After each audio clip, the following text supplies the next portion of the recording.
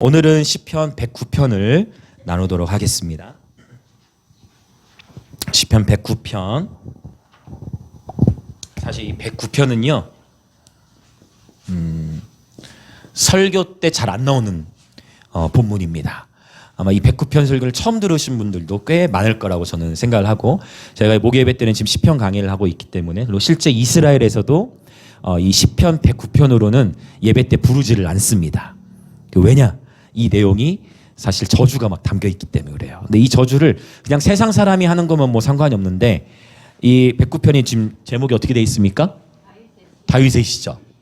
그런데 다윗이 이렇게 저주하는 어떤 그러한 내용이 담긴 기도가 있어서 실제 이스라엘에서도 109편으로는 잘 기도를 하지 않습니다. 그러나 이 109편을 우리에게 주신 하나님 아버지의 마음은 분명히 있다라는 것입니다. 아멘. 모든 성경은 하나님의 감동으로 된 것이죠. 그래서 이 말씀, 우리는 내가 좋아하고 내가 사랑하는 말씀만을 취하는 것이 아니라 하나님의 기록된 모든 그 말씀을 다 사모하고 그 모든 하나님의 말씀에 아멘으로 화답해 들 줄 믿습니다. 네, 그렇다면 왜 이러한 시편, 하나님 이걸 통해 우리에게 무엇을 말씀하시는가에 대해서 이제 풀어나가 보려고 하는데요.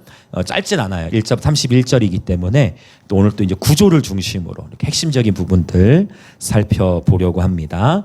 자, 다윗의 시이고요. 자, 일단 이 시편은요, 지금 제가 말씀드린 이제 저주하는 기도의 내용이 어디 나오냐면 5절부터 20절이에요. 조금만 읽어볼까요? 조금만. 일단 우리 자 6절부터 8절만 한번 읽어볼까요? 6절부터 한 10절, 11절까지 이 단어까지 읽으면 좋겠네. 6절부터 한 11절 정도까지만 한번 읽어보겠습니다. 시작. 악인이 그를 다스리게 하시며 사탄이 그의 오른쪽에 서게 하소서. 그가 심판을 받을 때에 죄인이 되어 나오게 하시며 그의 기도가 죄로 변하게 하시고 그의 연수를 짧게 하시며 그의 직분을 타인이 빼앗게 하시며 그의 자녀는 고아가 되고 그의 아내는 과부가 되며 그의 자녀들은 유리하며 구걸하고 그들의 황폐한 집을 떠나 빌어먹게 하소서. 고리대금하는 자가 그의 소를 다 빼앗게 하시며 그가 수고한 것을 낯선 사람이 탈취하게. 더 이상 읽지 맙시다. 이 문제 잠깐 읽다. 네, 자, 왜 이 시편을 예배 때 이스라엘 사람들이 사용하지 않는지 이해되시죠? 그럼에도 불구하고 이 말씀을 하신 주님의 마음과 목적이 있다라는 겁니다. 그 부분을 이제 우리가 캐치해 나가면서 말씀을 나눌 건데, 진짜 이 고백을, 이 기도의 내용을 보면 이거는 명백히 축복이 아니죠. 네, 명백히 저주입니다. 이 목사님 그 사탄을 향해 하는 거 아니에요? 그 말이 안 맞아요. 왜? 사탄이 그의 오른쪽에 서게 하시고, 그 얘기는 지금 이게 사탄한테 하는 기도가 아니라 뭔가 자신의 마음 안에, 다윗 마음 안에 지금 진짜 어떤 악인들이 심판받아야 됩니다라는 어떤, 근데 그냥 추상적으로만 한 게 아니라 굉장히 구체 막 고리대금한 업자 나타나가지고 막 소유를 다 뺏어버리게 해주시라, 장수하지 못하게 해주시라고 막 이런 아주 그냥 구체적이고 적나라하게 지금 하나님 앞에 이렇게 지금 기도하고 있는 모습을 보게 되어집니다. 그리고 실제 이 109편 8절도 신약성경 사도행전 1장 20절에서 이 말씀을 베드로가 인용해가지고 한번 이렇게 선언합니다. 바로 이 109편 8절에 있는 말씀을 사도행전 1장 20절에서 베드로가 누구를 향해서 이 기도를 했을까요? 누굴 향해 선언했냐면 가룟 유다를 향해서. 그러니까 그 순간에 이제 베드로의 마음이 이제 그쵸? 하나님은 그 마음도 이제 받으셨지만 이 109편의 말씀 한 절을 이제 인용한 그 신약성의 구절이 있습니다. 자, 그래서 이러한 기도, 자, 지금 분명히 다윗이 하나님 앞에서 기도하고 있는데, 그래서 우리가 분명하게 인정할 수밖에 없는 것이 지금 5절부터 20절의 내용은 저주의 기도 내용입니다. 자, 그러면 지금 이제 중요한 건 뭐냐? 어떤 상황에서 다윗이 이렇게 저주의 기도를 올려드렸는가? 항상 이런 배경을 발견해내는 게 너무 중요해요. 자, 그러면 이제 1절부터 4절 한번 볼 건데요. 자, 1절부터 4절 같이 이제 읽어보겠습니다. 시작. 내가 찬양하는 하나님이여 잠잠하지 마옵소서. 그들이 악한 입과 거짓된 입을 열어 나를 치며 속이는 혀로 내게 말하며 또 미워하는 말로 나를 두르고 까닭없이 나를 공격하였음이니이다. 나는 사랑하나 그들은 도리어 나를 대적하니 나는 기도할 뿐이라. 아멘. 109편의 1절은 자 단어가 그러면 내가 찬양하는 하나님으로 나오는 거예요. 그 109편 1절에서 쓰인 단어는 테힐라라는 단어입니다. 이 테힐라의 찬양. 이제 또 새로운 계절이 되어져서 제가 목요 예배 때 이제 히브리어로 나타난 찬양 7가지라든지 예배에 대한 티칭을 다시 한번 또 이렇게 강의 예배 학교처럼 강의를 한번 진행하려고 할 때 더 구체적으로 많이 설명을 드릴 건데 테일라의 찬양, 이 테일라는 즉흥적인 새 노래를 의미합니다. 네. 오늘 이 단어를 다 설명하기에는 시간이 많이 필요하기 때문에 이미 예배 학기 때 제가 여러 차례 테일라에 대한 강의를 많이 했었죠. 자, 그래서 이 테일라로 시작을 하고요. 그 다음에 또 유명한 단어가 있어요. 4절 끝에 보면 나는 기도할 뿐이라 있죠. 그래서 이 단어는요 테필라라고 해요. 그래서 히브리어를 좋아하시는 분들은 이 단어를 들어보는데 나중에 지금은 제가 이제 그 워낙 사역이나 일정들이 너무 많다 보니까 어렵지만 아마 몇 년 정도 뒤에는 이제 히브리어 헬라어를 직접 평일에 이렇게 딱 강의를 한번 하려고 해요. 그래서 누구든 히브리어 헬라어를 읽으실 수 있게. 네, 그래서 그런 강의들도 몇 년 정도 있어야 됩니다. 한 3년 정도 있으면, 네, 이제 제가 이 부분들을, 지금도 강의를 할 수는 있지만 시간 자체가 저희가 너무 안 되기 때문에 나중에 가려고 생각을 해요. 자, 그래서 테힐라와 테필라 여기는 기도인데 이 4절에 나는 기도할 뿐이라 라고 했는데요. 이 나는 기도할 뿐이다. 우리는 지금 이렇게 보면 동사가 있는 것 같지만 히브리어 원문으로 보면 여기 동사가 없어요. 그래서 어떻게 되냐면 아니 테필라 이렇게 되거든요. 아니 테필라 이게 뭐냐면은 명사와 명사만 있는 거예요. 그러니까 대명사와 명사. 그래서 그러면 이 얘기는 뭐냐면 내가 기도라는 거예요. 나는 기도. 이 끝. 내가 기도. 이게 끝이야. 하여튼 동사가 없어요. 내가 기도. 나는 기도 이렇게 되는 거예요. 그래서 지금 여기 4절에서 그러면 아니 테필라 나는 기도할 뿐이라 이거는 사실 어떻게 볼 수 있냐면 지금 내 지금 존재 자체가 지금 기도가 돼버린 거예요. 내 삶 자체가 기도. 내 삶이 기도하지 않고는 살 수 없는 지금 온몸이 전율하면 그럴 때 있죠. 정말 다급하고 궁급해서 하나님 앞에 기도하지 않으면 안 되는. 그러니까 정말 절실하고도 처절하고도 정말 뼈에 사무치듯 뭔가 이렇게 정말 몸이 떨리듯 정말 기도 내 삶과 내 모든 것이 지금 기도하지 않으면 안 되는 기도에 완전히 몰입되어 있는 내 삶이고 기도다라는 그런 표현을 볼 수가 있어요. 히브리어에 동사가 없어요. 이 문장 가운데. 자, 그러면 지금 이 찬양 테일라로 시작해서 테필라로 맞춰진 게 1절부터 4절의 이제 내용인데 찬양한 하나님의 잠잠하지 마옵소서. 자, 악한 입, 거짓된 입, 그 다음에 속이는 혀, 미워하는 말, 그리고 까닭 없는 공격 이런 것들로 인해서 다윗이 지금 매우 힘든 상황을 겪고 있다라는 것입니다. 그렇죠. 그래서 지금 매우 힘든 상황인데 다윗은 사랑하지만 나는 선대하지만 내가 선대하는 그들은 도리어 나를 어떻게 한다? 대적하는 거예요. 그러니까 다윗은 그래서 이제 정말 기도할 수밖에 없는 기도가 그냥 내 삶이 돼버린 그냥 정말 전율하며 내 모든 걸 다해 절절히 하나님 앞에서 기도하고 간구하는 시간을 통과하고 있는 그런 내용이라는 것을 알 수가 있는데 2절부터 이 4절의 내용을 토대로 봤을 때 사실 다윗의 삶에 적들이 많았죠. 여러분의 삶에는 적이 있습니까? 없습니까? 시원하게 말씀해 주시니 감사하군요. 여러분, 내가 아무리 최선을 다해 내가 정말 예수님의 영광을 위해 최선을 다해 살아가도 누군가는 시기하고 질투하고 미워하는 사람이 있을 수 있고 또 내가 모르게 나도 누군가에게 상처를 줬을 수도 있는 것이고 그렇죠? 그러나 내가 최선을 다해도 오해라는 것이 생길 수 있는 것이고 그런 일은 생기게 마련이에요. 그러면 다윗의 삶을 들여다보자면 오늘 다윗이시니까 다윗은 어땠습니까? 다윗의 삶에는요 적들이 너무 많았습니다. 그 다윗을 따르는 사람도 있었죠. 다윗이 정말 목숨 걸고 따르는 이들도 있었지만 다윗의 삶에도 다윗의 대적들이 굉장히 많았단 말이에요. 유명한 다윗 대적 중에 장인어른이 대적을 했어. 저는 그래서 얼마나 제가 감사한지 모르겠는데 장인어른이 대적을 했잖아. 사울이 다윗의 장인어른 아닙니까? 그렇죠? 또 다윗의 아들. 이것도 충격이죠. 다윗 아들. 다윗 아들이 다윗을 반역하게 돼. 그런 충격적인 있을 거예요. 다행히 저희 아들은 저를 아직 저를 좋아하니 하나님 말씀이 듣고 싶어서 이 자리에 왔답니다. 자기 자원함으로. 네, 그 마음이 끝까지 가면 좋겠어요. 네, 그죠? 자, 이런 처절한 다윗의 삶 가운데에 이 문맥을 어디서 우리가 더 발견해내냐면 끊임없는 여러 비방과 적들이 있었지만 특별히 사무엘하 16장을 우리가 좀 주목해 볼 필요가 있어요. 한번 그 본문으로 가볼게요. 오늘 본문 접어놓으시고 사무엘하 16장. 그래서 여러분 힘을 내십시오. 왜 나만 오해를 받을까? No. 예배자의 삶이 때로는 오해를 받는 거예요. 다윗의 삶을 보십시오. 다윗은 그냥 양돌 봤어요. 맞지 않습니까? 다윗은 그냥 자기에게 맡겨진 그냥 양돌 본 것 뿐이에요. 다윗은 그냥 외로워도 슬퍼도 다윗은 그냥 양을 돌본 거예요. 네.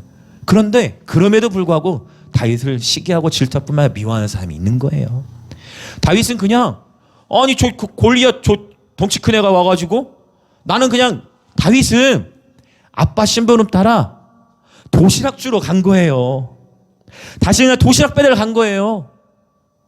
배민 배달 간 거예요. 도시락 주려고 갔는데 그 자리에서 골리앗이 하나님을 향해 원망하는데 그걸 어떻게 참아요? 못 참는 거죠. 네가 뭔데 만군의 여호와 우리 하나님의 이름을 망령되 일거냐? 너는 칼과 난창 오지만 나는 만군의 여호와 이름으로 나간다. 나가는 거예요. 다윗은 그게 하나님 앞에서 의분을 발휘하고 그냥 시키는 거 하고 양 돌보고 그뿐이에요. 그런데 다윗에게 여전히 대적자들이 있는 거예요. 그렇죠. 오늘 이 사무엘하 16장을 보면 이 본문은 어느 본문이냐? 다윗이 압살롬에 의해 예루살렘에서부터 신발을 벗은 채 초라하게 떠나는 모습입니다. 자, 이렇게 처절한 상황 가운데에 안 그래도 마음이 힘들고 괴로운 상황, 그렇죠? 자식에게 배신을 당한 이런 힘들고 처절한 상황 가운데에 안 그래도 힘든데 5절 읽어보세요. 이름이 참 거시기해요. 사무엘하 16장 5절 같이 읽어볼까요? 시작. 다윗 왕이 바후림의 이름에 거기서 사울의 친족 한 사람이 나오니 게라의 아들이요 이름은 시므이라. 그가 나오면서 계속하여 저주하고. 시므이 조금 세게 해보세요. 위험할 수 있어요. 시므이 막 이렇게 욕처럼 들려줄 수 있는 시므이. 이 시므이의 이름의 뜻은 뭐냐면 시므이 하면은 시므이는 뭐냐? 시므온과 연결되죠. 시므온은 들으심이라는 의미가 있죠. 시므이 하면 들음이라는 의미. 들음. 그래서 여러분 부정적인 말이 나오는 데는 부정적인 것을 듣다 보면 부정적인 말이 나와요. 듣는 것이 굉장히 듣는 것을 주의해야 돼. 믿음도 마찬가지죠. 믿음은 들음에서 나며 들음은 그리스도의 말씀으로 말미암듯이. 그래서 자꾸 여러분 좋은 것을 많이 보시고 좋은 말을 많이 들으시고 할렐루야. 여러분도 좋은 말을 많이 옆에 사람들에게 들려주시고 아멘. 네. 그렇죠. 좋은 것들 긍정적인 그러한 영역들을 찾고 선언하셔야 돼요. 선포하셔야 돼요. 자, 시므이가 나오면서 계속해서 저주합니다. 저주하니까 자, 이제 이 다윗의 충성스러운 신하 중에 한 사람 아비새가 저 시므이가 자꾸 씨무리고 있습니다. 저 시므이를 제가 가서 당장 처단해야 되겠습니다. 근데 다윗이 어떻게 합니까? 놔두라고 하죠. 놔두라고 해요. 자, 그거 읽어볼까요? 11절 12절 11절 12절 시작. 또 다윗이 아비새와 모든 신하들에게 이르되 내 몸에서 난 아들 또 내 생명을 해하려 하거든 하물며 이 베냐민 사람이랴 여호와께서 그에게 명령하신 것이니 그가 저주하게 버려두라. 혹시 여호와께서 나의 원통함을 감찰하시리니 오늘 그 저주 때문에 여호와께서 선으로 내게 갚아주시리라 하고. 아주 멋진 고백이죠. 자, 이제 여기서 이제 중요한 포인트가 나와요.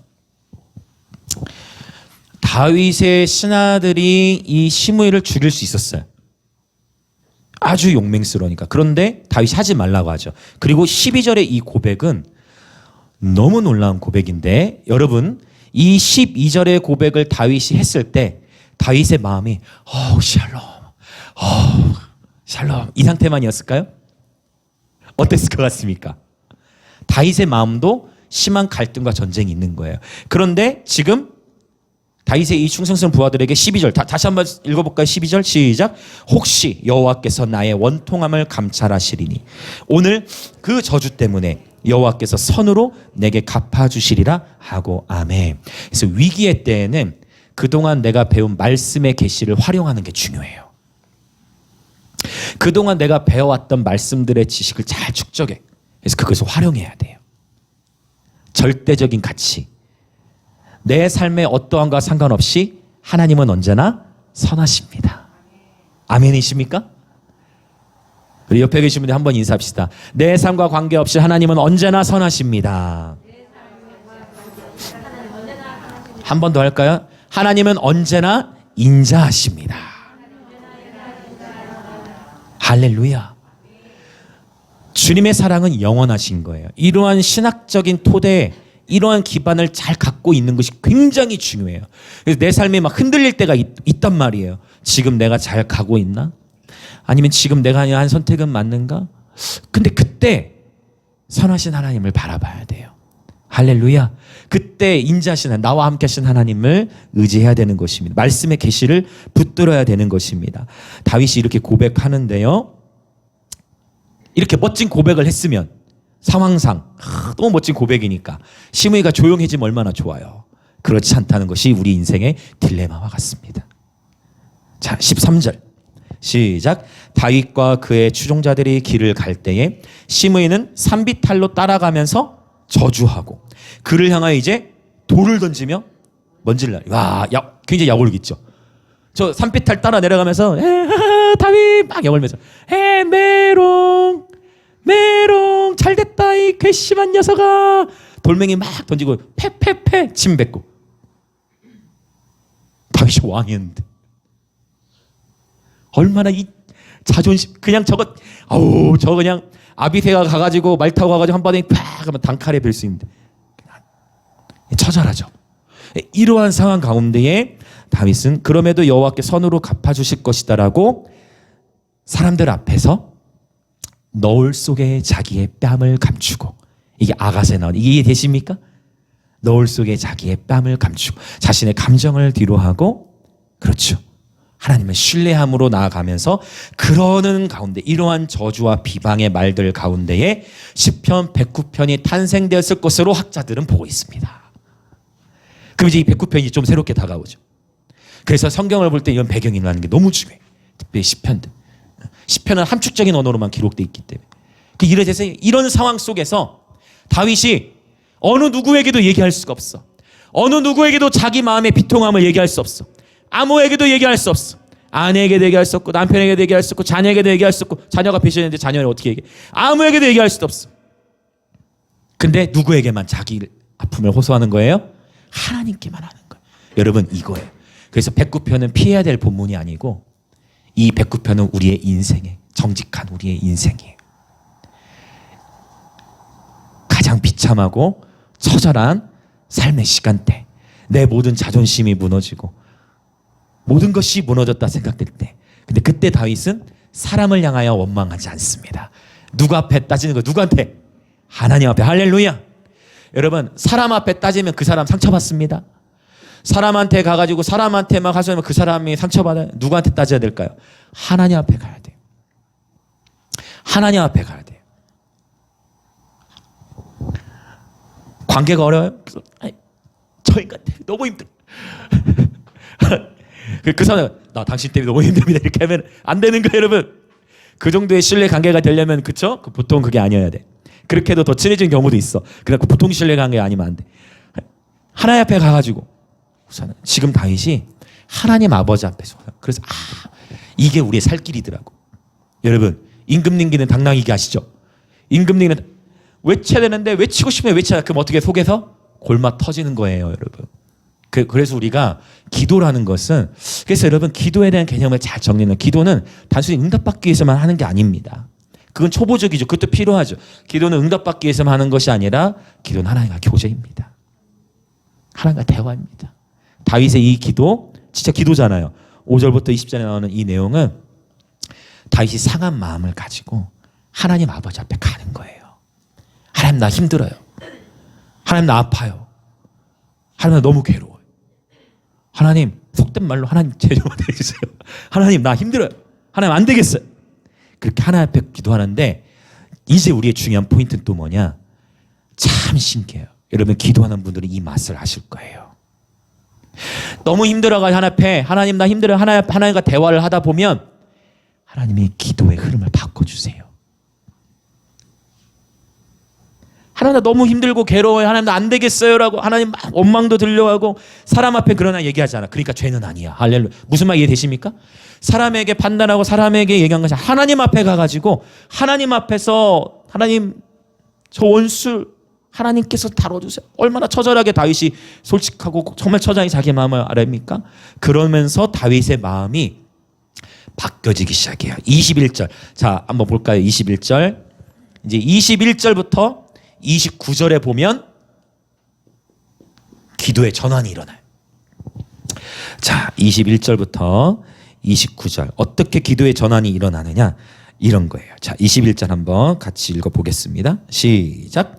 그러나 주 여호와여 말미암아 나를 선대하소서.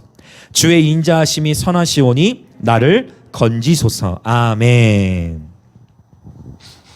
또 더 읽어볼까요? 26절도 읽어봅시다.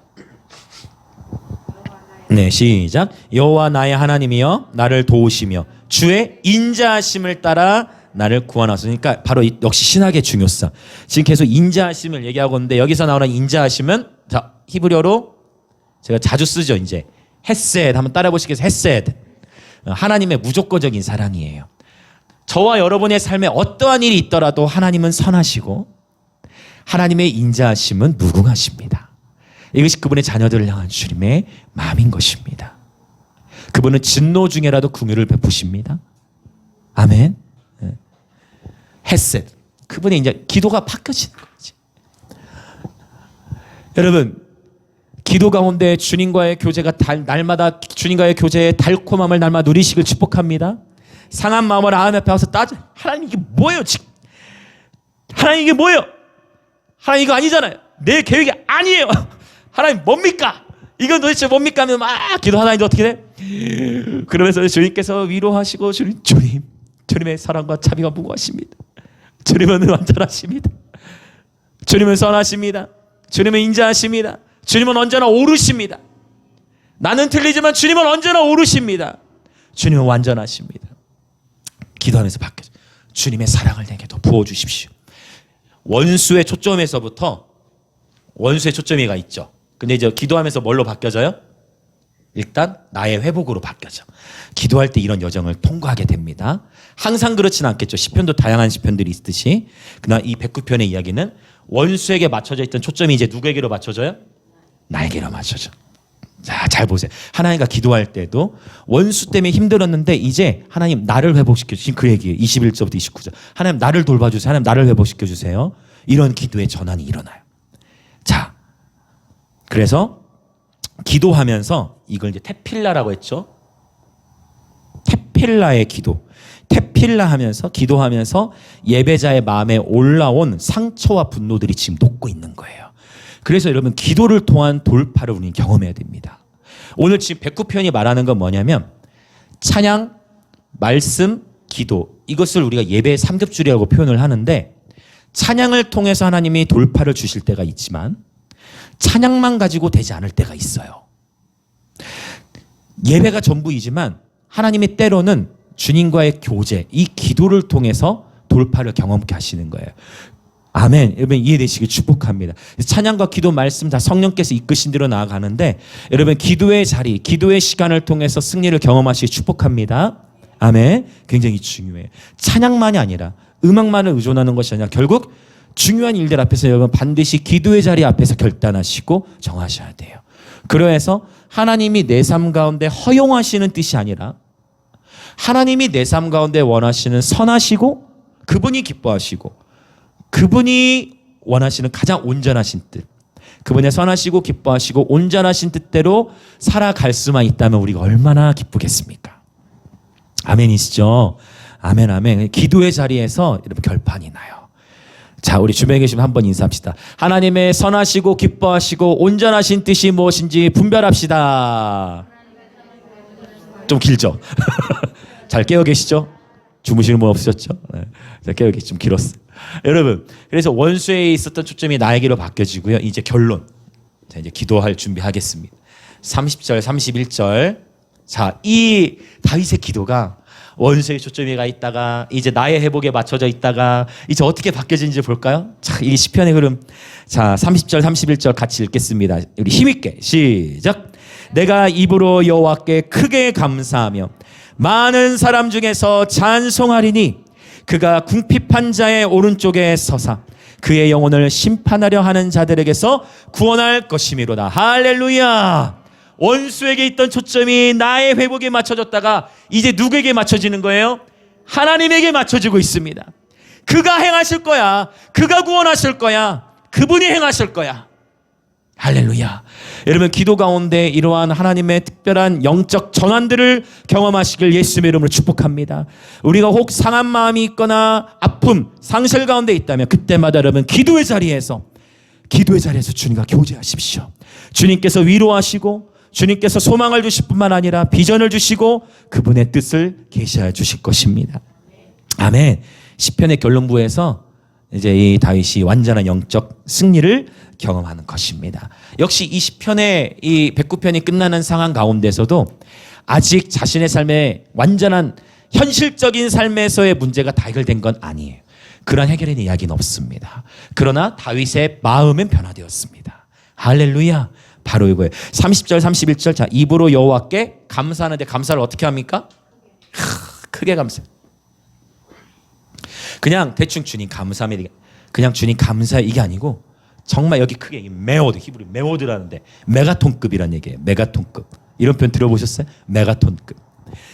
내가 할 수 있는 최선을 다해 가장 넓고 큰 마음으로 하나님께 감사드리는 것입니다. 여러분, 이 감사가 곧 예배인 줄 믿습니다. 크게 감사하죠? 글쎄 좀 더 크게 썼어요. 자, 크게 감사. 그 다음에 많은 사람 중에서 뭐 해요? 1절의 찬송과 여기 30절 찬송은 달라요. 여기 1절에서는 테일라가 쓰였지만 자, 여기 30절은 어떤 찬송이 쓰였을 것 같아요? 오, 어떻게 알았어요? 느낌이 그렇죠? 그거예요. 여기 30절에서 쓰인 찬송은 할랄입니다. 할랄푸드 생각하지 마시고 이 할랄은 히브리어로 지랄하는 것과 같다. 지랄은 국어사전에 있는 표현이죠. 그래서 할랄 무슨 뜻이다? 바보처럼 보일 정도로 열광하며 춤을 추며 하나님을 찬양하는 거예요. 할렐루야. 할렐루야. 아들에게 배신당하고 시므이가 끊임없이 침뱉고 모욕하고 저주해도 다윗이 그 원통한 마음을 하나님 앞에 가지고 나아가 하나님 앞에 내 상처를 아뢰며 기도하는 가운데에 자신의 영이 주님의 인자하심을 구하며 회복되는 가운데에 하나님 앞에 크게 감사드리며 춤을 추며 주님을 찬양합니다. 할렐루야. 내 느끼는 감정과 상관없이 주님은 찬양받기에 합당하십니다. 우리가 춤을 추는 이유는 내 삶에 기쁜 일이 있어서만이 아니라 우리가 춤을 추며 예배하는 이유는 예수님 때문입니다.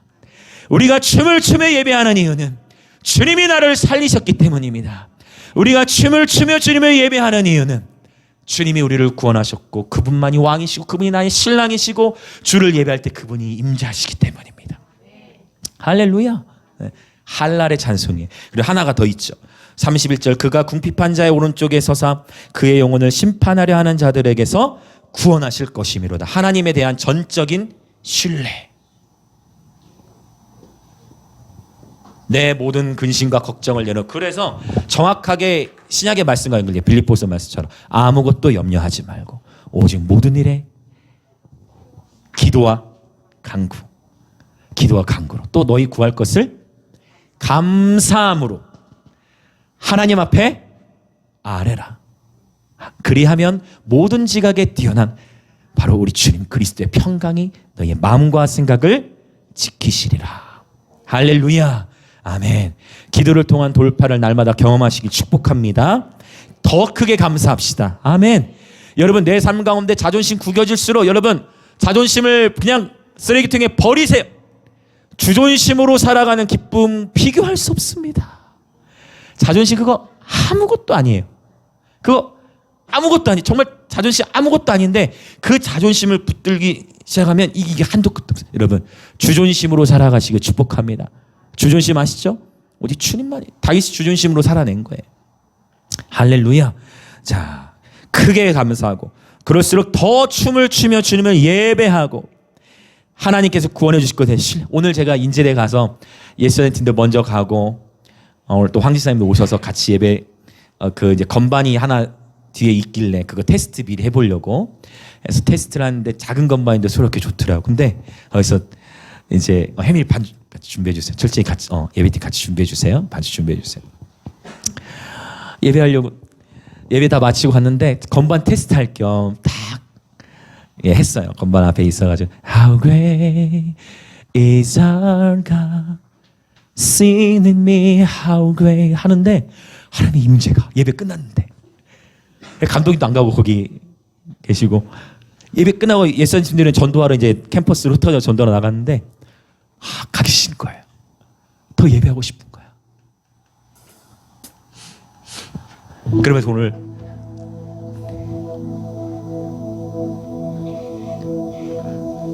차를 타고 오는데 주님 한 분만으로 난 만족해요. 주님 임재가 너무 귀한 거예요. 너무 감사한 거예요.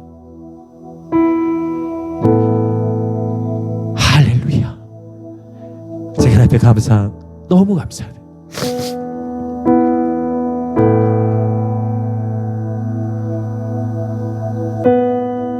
여러분 고통 가운데 계십니까?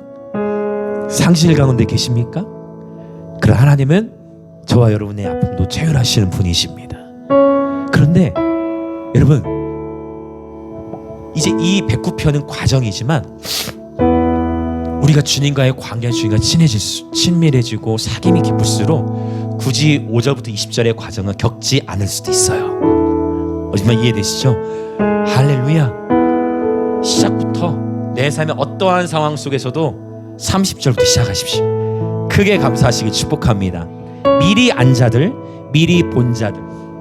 이 처절한 삶을 통과하는 가운데 이 109편의 내용은 이러하지만 대부분의 시편은 그렇진 않잖아요. 그렇죠? 여러분 축복합니다. 여러분 더 크게 감사합시다. 여러분 더 주님을 춤을 추며 즐거이 예배합시다. 우리가 언제 어디서나 주님의 이름을 부르고 예배할 때 이루 말할 수 없는, 세상이 줄 수 없는, 세상에 감당할 수 없는 주님의 임재로 말미암는 기쁨, 그 기쁨을 맛본 자들은 그 임재를 더 사모하고 그 예배를 더 굶주리고 그 예배에 모든 걸 걸게 돼요. 이것은 음악의 영역을 넘어서는 차원의 예배인 것입니다. 음악이 없어도 예배할 수 있어요. 여러분의 설거지하면서, 여러분이 요리를 하면서, 여러분 운전을 하면서 그곳을 지성소로 삼으십시오. 언제 어디서든 여러분 주님을 부를 때 주님이 임재하시고 여러분의 일터가고 지성소가 되게 하셔서 그곳에 주님과 대화하십시오. 주존심으로 살아가는 예배자들의 심령 위에 하나님은 반전을 일으키시는데 환경적인 반전은 나중에 일어날지라도 마음의 반전은 항상 따라오고 환경도 주님의 어떠한 시즌 가운데 주님이 여십니다. 제가 희년에 대한 메시지를 했는데 희년의 축복을 받고 이미 누리는 분들이 이미 있어요. 이미 그런 간증들이 있어요. 희년의 여러분 하나님의 시간, 하나님의 때입니다. 여러분 목사님 저는 오히려 더 힘들어진 것 같아요. 여러분 그러나 견디십시오. 인내함으로 승리하십시오. 선을 행하되 낙심하지 마십시오. 때가 이르면, 지금 하나님 때잖아요. 선을 행하되 낙심하지 말지니 때가 이르면 거두리라. 할렐루야. 그래서 이 시간 기도합시다. 예배자의 삶을 살아가는 여정 속에 우리는 원수의 비방과 참수를 경험합니다. 그때 우리의 마음이 상해지지 아니하고 늘 깨어 있어서 기도와 찬양 가운데 쓴 마음들을 제거하고 순전한 예배자가 될 수 있도록 해야만 합니다. 그래서 삶에 극심한 고난과 문제들이 있을 때는 반드시 기도의 자리에 들어가시길 축복합니다. 이 시간 기도할 때 주님, 우리 인생의 모든 여정을 주님 손에 올려드립니다. 주님께서 받아주시고 기도 가운데 주님의 인자하심을 경험케 하시며 기도의 자리에서 우리의 인생을 향한 하나님의 가장 선하시고 기뻐하시고 온전하신 뜻이 무엇인지 분별하게 하여 주시옵소서. 그렇게 주여 외치며 기도합시다. 주여. 아멘.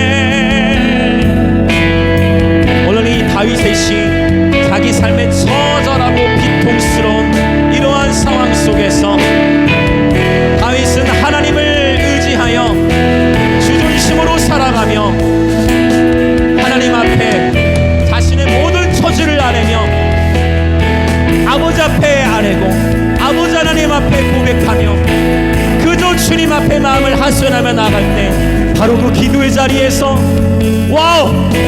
주님께서 다윗을 회복시켜 주셨듯 오늘 우리의 모든 마음을 주님께 드리며 나아갈 때에 주님 우리의 마음을 회복시키시고 이제 더 나아가 주님의 헤셋 그분의 크신 사랑으로 말미암아 우리를 자유케 하시어 춤을 추며 주님을 찬양하고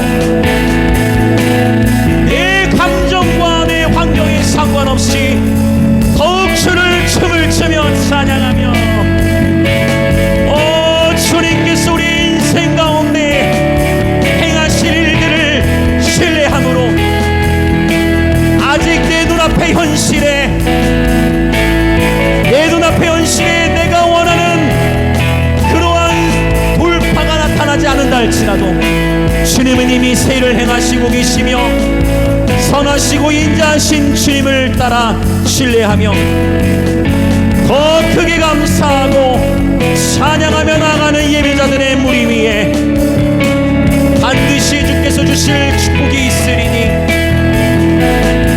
그럼에도 그 모든 축복이 우리의 중심이 아니라 오직 예수님의 얼굴 오직 주님의 아름다우심과 존귀하심